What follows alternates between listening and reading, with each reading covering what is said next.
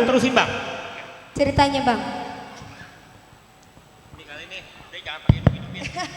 Sekarang muncul pertanyaan, kenapa orang Kebon Pala itu ngomongnya Nah, itu penting tuh. Kenapa di sana? Kenapa kayak Malaysia gitu? Jadi rata-rata orang Betawi ngomongnya tapi orang Kebon Pala itu terus, Kalau di kampung saya malah ngapa? Siapa? itu ngomongnya Jadi ada satu tokoh sangat luar biasa dikenal di situ, namanya Nyai Iti. Nyai Iti itu keahliannya bikin kecap asin. Seluruh petinggi-petinggi negeri yang ada di Menteng sama yang ada di sini, itu tiap minggu pasti nungguin Nyai Iti datang. Nah, asal muasalnya itu, ya satu ketika, jadi Sultan Riau mengutus Raja Ali Haji.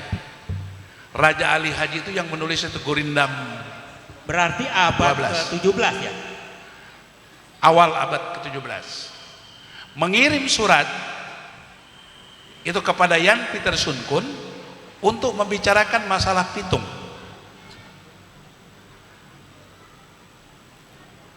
Maka dialah orang pertama itu yang menulis surat kepada Yan Peter Sun Kun menggunakan jadi kata Betawi.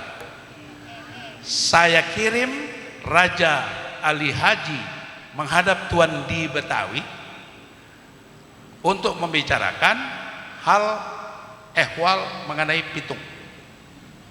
Ali Haji. Enggak, Ya Pekun ngirim ke sana.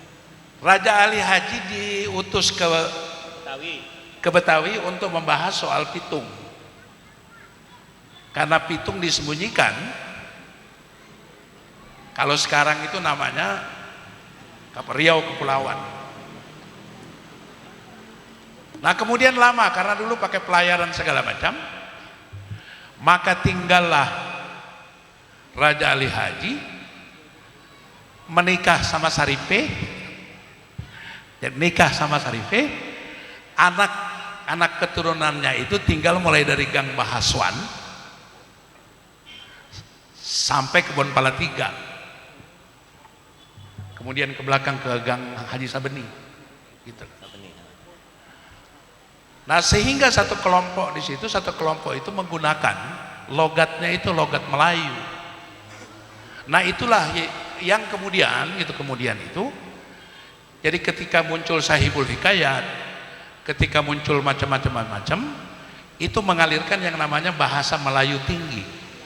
Nah, itu yang dipergunakan oleh Bang Madi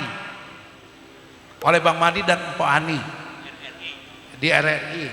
Nah, yang namanya Bang Madi itu tinggal itu duku pinggir Gang 4, jadi pas di itu ujung di Kota Bumi. Anak-anak Tenabang menjadi aktor. Jadi satu diantaranya Mansur Sahdan. Mansur Sahdan itu dilatih sama siapa? Akan bertanya kan? Yang latih Sumanjaya.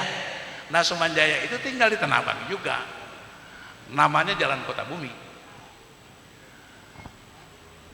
Nah, itu masa lalu hebat Tenabang. Masa sekarang dan besok itu harus direbut kembali keunggulan itu. Benar. Menggunakan apa?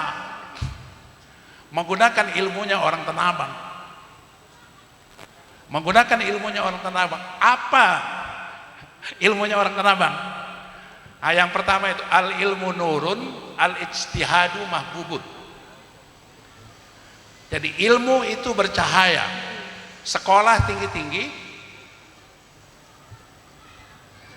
kemudian lakukan itu perubahan itu karena cinta.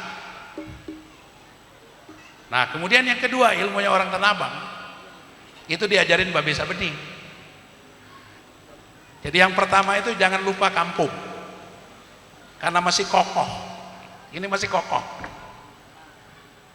Kemudian yang kedua masih refleks cepat. Jadi artinya berani hidup. Nah, yang ketiga masih merunduk. Karena ajaran Babe Sabeni, makin tinggi lo punya ilmu, makin rendah hati lo. Karena menurut orang-orang tua Tanah Abang itu simpel banget. Orang yang paling tinggi adalah yang paling rendah hatinya, orang yang paling rendah adalah yang paling tinggi hatinya. Mengapa seperti itu? Karena ini yang dibaca Maulid ini, kemudian ajaran-ajaran yang kita dapat itu dari Jamiat Khair dan sebagainya, itu jelas. Orang-orang yang tinggi hatinya adalah abba wastakbar wa kana minal kafirin. Orang-orang sombong itu mencuri selendang Tuhan. Orang-orang sombong hina ya. Orang Tanah Abang menghormati semua orang dari mana. Orang dari Bali datang oke, orang dari Papua datang oke, orang dari Padang di daerah Pasar Kambing sana itu oke. Akan tetapi jangan sekali-sekali lo colek. Lo colek orang Tanah Abang, jadi pulang itu harus bawa kurung batang. Oh, ya Allah. Hanya itu saja. Wassalamualaikum. Waalaikumsalam warahmatullahi wabarakatuh.